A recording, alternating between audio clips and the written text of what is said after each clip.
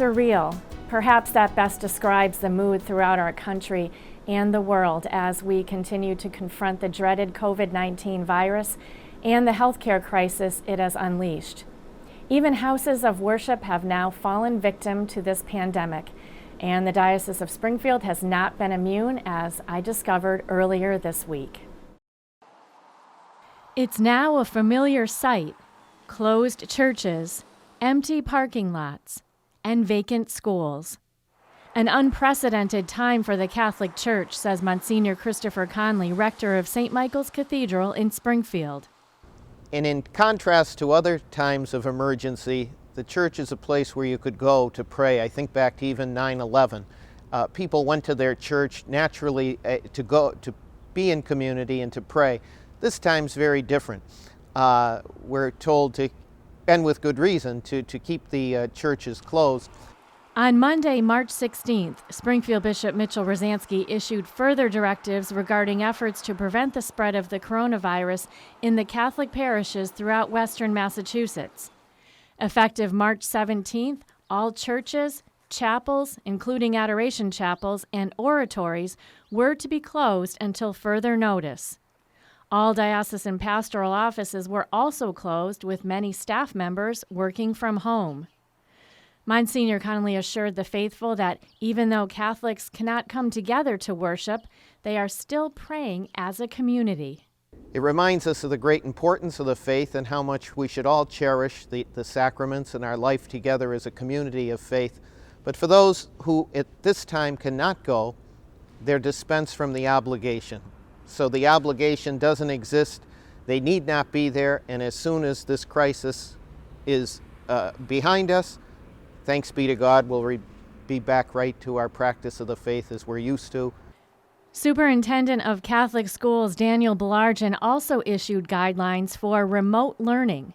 He said that because of Governor Charlie Baker's announcement, Catholic schools will remain closed for a minimum of 3 weeks, currently scheduled to reopen on April 7th.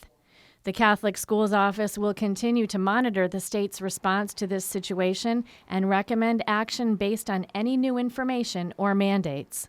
What we've asked our principals to do in each of the schools is to work with their teachers to develop a few weeks of instructional support that can be delivered remotely. Baillargeon said he realizes this is new territory for parents and students alike, and to try not to stress about what students will be missing in terms of classroom learning. If our kids are reading, right, and they're reflecting on what they're reading, if our kids are doing some, simple drills to maintain their skills at this particular time, if our kids are encouraged to go out and experience nature in a new way, they're going to learn something else from that maybe they wouldn't have learned in the classrooms. Each school has provided support and direction to their teachers regarding the implementation of remote instruction. At St. Thomas School in West Springfield, Sister Patricia Houghton, principal, says she, like all her fellow diocesan school principals, are there to offer their support to teachers, parents, and students. First of all, I commend my faculty. They have worked so hard to prepare for this moment in time that came so quickly. And for our parents, who I consider the primary educators, and those of us here that are privileged enough to have their kids, we just pick up where they left off. So now we are really partnering in education. And Sister Houghton says that while the students are at home, the school is being cleaned from floor to ceiling. They're doing windows, they're doing everything. And surfaces, all the classrooms will have, all the desks will be power washed, all the equipment that they can possibly power wash, so that when the kids come back, everything should be really clean. Megan Gadboys is a teacher at Pope Francis Preparatory School. Like many teachers across America, she has had to adapt to the current situation. I have my 4-year-old daughter at home because her school is closed, and so trying to teach my students best I can and be with her and try to keep things normal is really challenging. But also you just have to get a lot more creative to try to reach your students remotely. Ministries supported by the Diocese of Springfield through the annual Catholic Appeal are also affected by the coronavirus pandemic, including Providence Ministries in Holyoke, where Director Shannon Rudder says essential support services to the community will continue. This week, the agency announced Kate's Community Kitchen would provide warm, nutritious takeout meals, with dining services being suspended until further notice.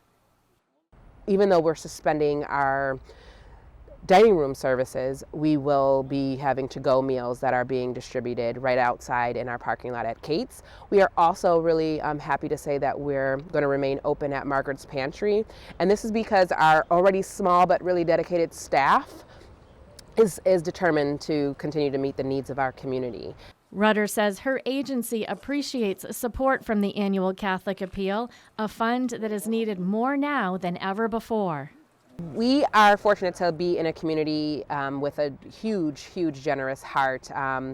People have given to us through the annual Catholic Appeal, and we remain grateful.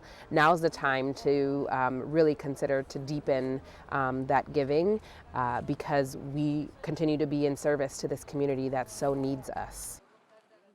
And you can stay up to date anytime by logging on to iobserve.org, our constantly updating news site. That's iobserve.org.